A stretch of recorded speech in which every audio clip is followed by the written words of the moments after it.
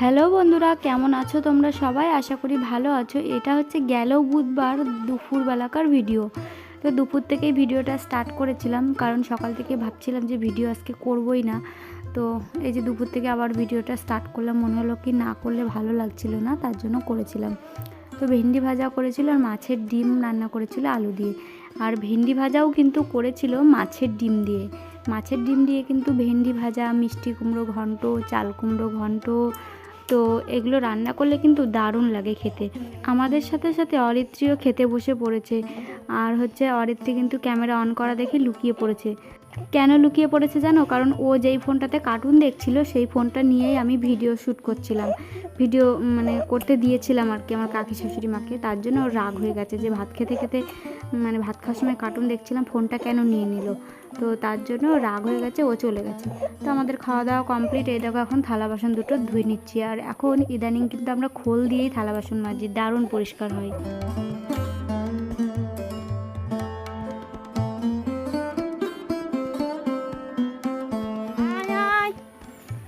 আয় আয় আয়, কি রোদ। তো বন্ধুরা, খাওয়া দাওয়া কমপ্লিট করে এই মাঠের দিকটাতে আসলাম, ছাগল দুটোকে একটু বেঁধে দেবো। তো ওই যে ওখানটায় ছাগল দুটোকে বেঁধে দিলাম। এখন একটু পরে 3টে মতন বাজে, এখন একটু শুয়ে রেস্ট করব। ভিডিও এডিট একটু বাকি আছে, সেটা করব। করে 5টার সময় বাবুকে নিয়ে যাব ডাক্তারের কাছে। আয় আয় আয়, তুই আবার কোথায় ছিলি? এই দেখো এই বাচ্চাটা যায়নি।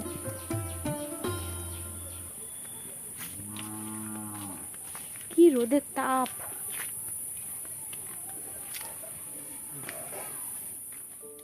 আমার বাবু কিন্তু বিকেলে আর হচ্ছে সকালের দিকে ভালো ঘুমাতে চায় না, কিন্তু দুপুরবেলায় ঘুমালে পরে 2-3 ঘন্টা একটানাই ঘুমাই। সকালে আর বিকালেও কিন্তু ওর ঘুম পায়, ঘুম অনেকবারই পায়, কিন্তু শয় না, ঠিক আছে?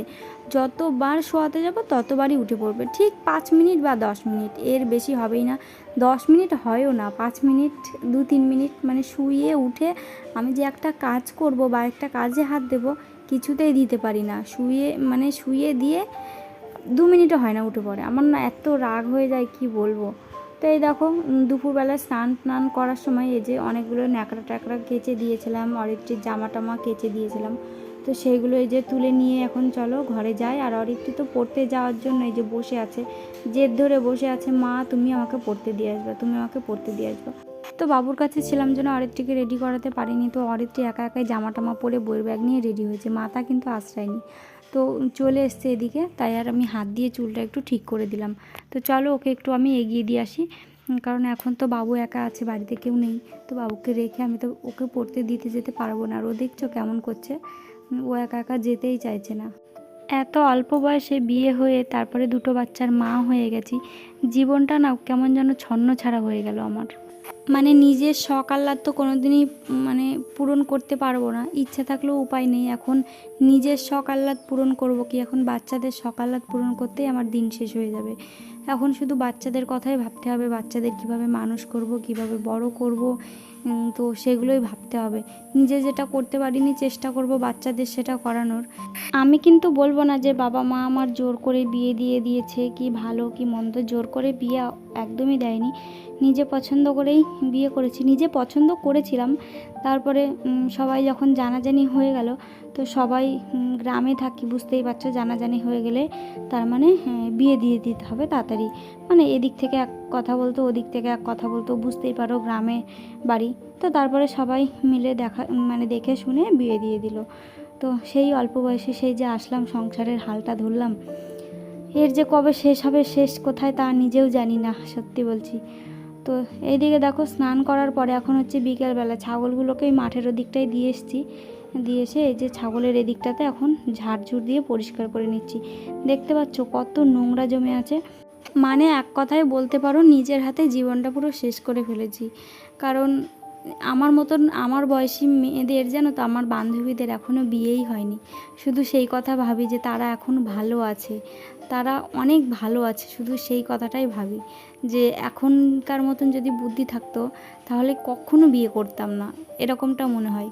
কারণ বলছি না যে বিয়ে করাটা পাপ, কিন্তু তবুও নিজের পায়ে দাঁড়ানোটা, নিজে কিছু করা, তারপরে বিয়ে করব, মানে সেটার ব্যাপারটা অনেকটা আলাদা। আমি কিন্তু অপমান করছি না, ঠিক আছে, কাউকে। তো এদিকে দেখো প্রচণ্ড মেঘ করেছে, ছাগলটা একটু আগে বেঁধে দিয়ে আমি শুধু ঝাড়টা দিয়েছি। এদিকে দেখো মেঘে আকাশটা কালো হয়ে আসছে। তো এখনই যদি ছাগল নিয়ে না যায় তাহলে কিন্তু জোরে বৃষ্টি চলে আসবে। তো এরা দেখো ফ্যান ছিল, তো ফ্যান জলটা ওদের খাইয়ে তারপরে একবারে ঘরে তুলবো। এদিকে দেখো ছাগল তুলতে যেয়ে একটা মুরগির ডিম পেয়ে গেলাম।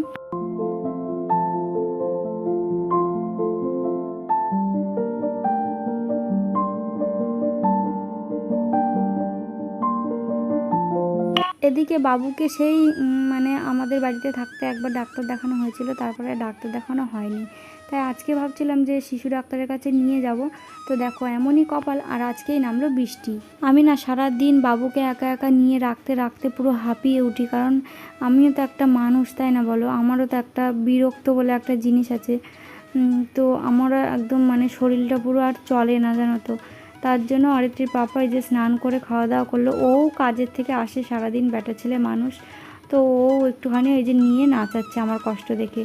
তো এদিকে এত পরিমাণে বৃষ্টি হচ্ছে, 5টার সময় ডাক্তার বসবে, বৃষ্টির জন্য আর ডাক্তারের কাছে যাওয়াই হলো না। আর ডাক্তার বসবে আমাদের বাড়ির থেকে অনেকটাই দূর যেতে হবে, তো যাওয়া হলো না। কি করব, দেখো কি জোরে জোরে বৃষ্টি নামলো। আর বৃষ্টিটা কমে গেছে, তবুও যে যাব তার উপায় নেই, কারণ ঝিরিঝিরি হালকা হালকা বৃষ্টি হচ্ছে। আর জানো তো বন্ধুরা, এই ভিডিওটা আমি দুবার করে এডিট করছি, কারণ এর আগেও আমি আমি এখন থেকে আর আমার বাবুকে বা আমার মেয়েকে খুব কম দেখাবো নাই। আর বাবুকে তো দেখাবোই না, কারণ ইউটিউব থেকে বারবার প্রবলেম হচ্ছে, ওখান থেকে জানাচ্ছে। তো এই ভিডিওটাও তো পুরো একদম রিমুভ করে দিয়েছিল, আমি আবারও নতুন করে এডিট করছি। মেয়ে আমার গেছিলো পড়তে, ওকে আনতে যেতে পারিনি, কারণ বাবুকে আমি নিয়েছিলাম। আর অরিত্রীর পাপা মানে এই মাত্র কাজের থেকে এসে খাওয়া দাওয়া করে বাবুকে একটুখানি নিয়েছিল, এর মধ্যে মেয়ে আমার পড়ে টরে বাড়ি চলে এসে ওর রাগ হয়ে গেছে, আনতে যেতে পারিনি কেউ। তো তারপরে দেখো এখন সন্ধ্যা লেগে গেছে, অরিত্রীর পাপা ধূপধুনো জ্বালিয়ে দিল। ওকে এখনও হাতে তুলে খাইয়ে দেওয়া, স্নান করানো, এগুলো করে দিলে গা হয়। কিন্তু এখন মানে কি বলবো, চাপে পড়ে ও নিজে নিজে স্নান করে, নিজে নিজে খায়, নিজে নিজে পড়তে যায়, স্কুলে যায়, সব নিজে নিজে মানে এইটুকু বয়সে ওর ওপরে চাপটা বেশি পড়ে গেল আর কি। তো আমাদেরই দোষ, ঠিক আছে, কি আর বলবো, সেটা মেনে নিতে হবে। আর এদিকে দেখো সন্ধ্যাবেলায় প্রতিদিনই এখন অরিত্রীর বাবা এই যে ধূপধুনো দেয় ঘরে।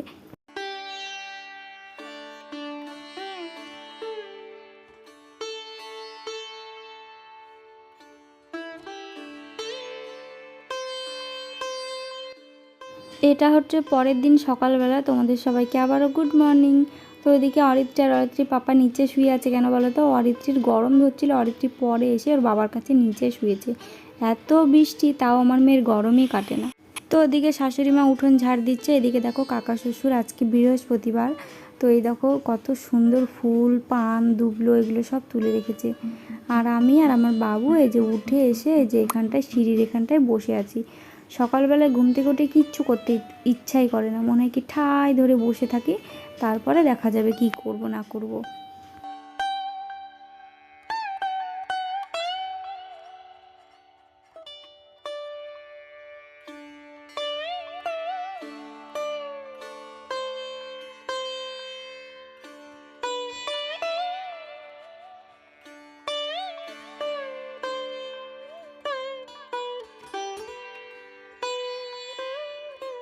এর আগের দিন দেখেছিলে যে তিরপল ছিল একটাই, তিরপলটা মানে পেতেছিলাম বিছানাতে, যেন বাবু হিসু টিসু করলে তোষকটা যেন ভিজে না যায়। তো তিরপলটাতে না পেতেছিলাম ঠিক আছে, কিন্তু খচমচ করে আওয়াজ হয়। মানে সব সময় যদি খচমচ করে বিছানাতে আওয়াজ হয় ভালো লাগে বলো তো? চিন কাগজ টাইপের ওটা, বুঝতেই পারছো তাহলে কেমন হবে। ওর ওপরে বিছানার চাদর দেওয়া ছিল, তো একদম বাজে লাগছিল। অরিত্রীর পাপা বলছে আগে বিছানার চাদরটা তুলে চিন কাগজটা আগে তুলে ফেলি।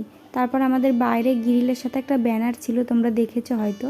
তো এই বাইরের গ্রিলের থেকে ওই ব্যানারটা খুলে নিয়ে এসে ব্যানারটা পেতে আবার সেলাই করে দিচ্ছে। আর আজকে ঘরের অবস্থাটা দেখো, এখনও ঘরটার ঝাড়ঝুড় দেওয়া, পরিষ্কার করা কিছুই হয়নি কিন্তু। তো আমি বাবুকে কোলে নিয়ে আছি, আর এদিকে অরিত্রীর পাপা বিছানাপত্র ঠিকঠাক করে এই যে বিছানার চাদরটা পেতে দিয়েছে। আজকে বললাম বিছানার চাদরটা তুমি উল্টো করে পাতো, তার জন্য উল্টো করে পাতলো। আর ওই বিছানার চাদরটা একদম পছন্দ না আমারও না, অরিত্রীর পাপারও না, আবার ফেলেও দিতে পারি না। এদিকে দেখো অরিত্রী সকালবেলায় ঠাম্মি মাথায় সর্ষের তেল দিয়ে দিয়েছে, তাই আমি ভাবলাম যে এত পরিমাণে তেল দিয়ে দিয়েছে মানে চুইয়ে মানে মুখ টুক দিয়ে বেয়ে পড়ছে, তাই আমি ভাবলাম যে একটু মাথাটা চিরুনি করে দিই, তাহলে হয়তো একটু ভালো লাগবে। দেখো গাল টাল দিয়ে একদম পুরো বেয়ে পড়ছে।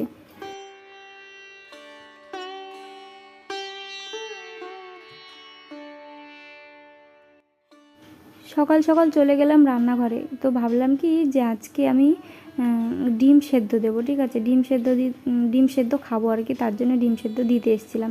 এসে দেখছি শাশুড়ি মা আর ভেন্ডি সেদ্ধ আর আলু সেদ্ধ দিয়ে শুধু ভাত রান্না করছে। ভেন্ডি সেদ্ধ তো আমি খাবো না, তাই ভাবলাম যে ডিমটা সেদ্ধ না দিয়ে ভাজা করি, তাহলে তাও ভাতটা খাওয়া হবে। আর ভেন্ডি সেদ্ধ খাবো না, বাবুর ঠান্ডা লেগে যাবে, তার জন্যই খাবো না। মেয়ে আবার বলছে যে মা আমি ডিম ভাজা খাবো না, তাই ওর জন্য একটা ভাতের ভেতরে ভালো করে ধুয়ে ডিম সেদ্ধ দিয়ে দিলাম, আর আমাদের জন্য এই যে ভাজা করছি।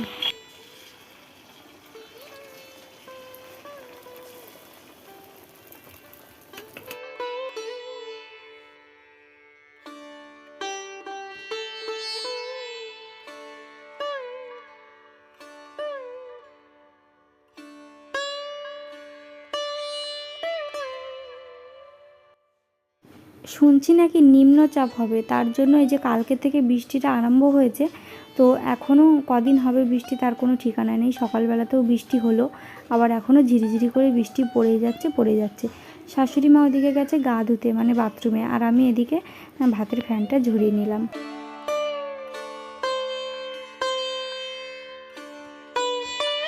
ভাত তো সকাল 8টার মধ্যে রান্না হয়ে গেল, কিন্তু সকাল 8টায় যদি ভাত খাই তাহলে দুপুরের খাওয়া খেতে খেতে আবারও খিদে লেগে যাবে, তাই ভাবলাম একটু চা করে নিলাম। তো চা আর মুড়িটা একটু খেয়ে নিলাম, খেয়ে টেয়ে তারপরে 10টার দিকে ভাত খাবো।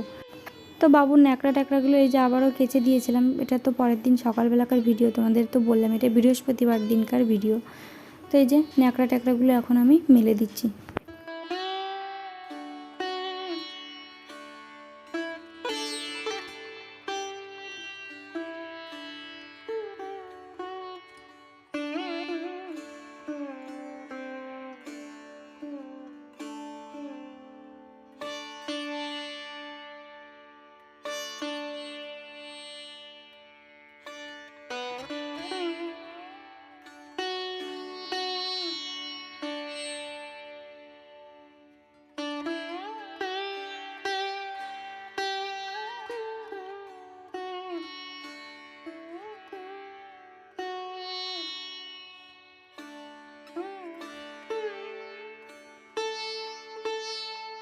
প্রচণ্ড বৃষ্টির কারণে ছাগল কিন্তু ঘরেতেই রাখতে হয়, ঘরের থেকে তো বাইরে বের করানো যায় না।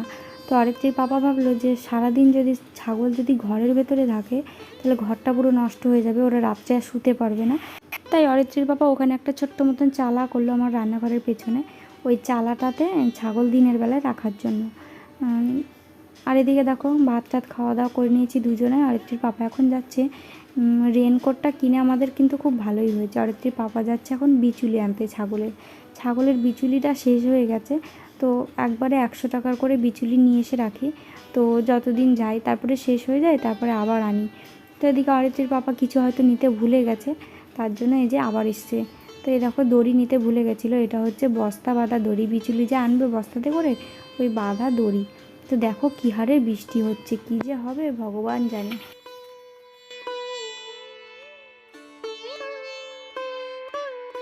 বন্ধুরা এক্ষুনি এত বড় একটা সর্বনাশ হতে যাচ্ছিল, মানে কি বলবো,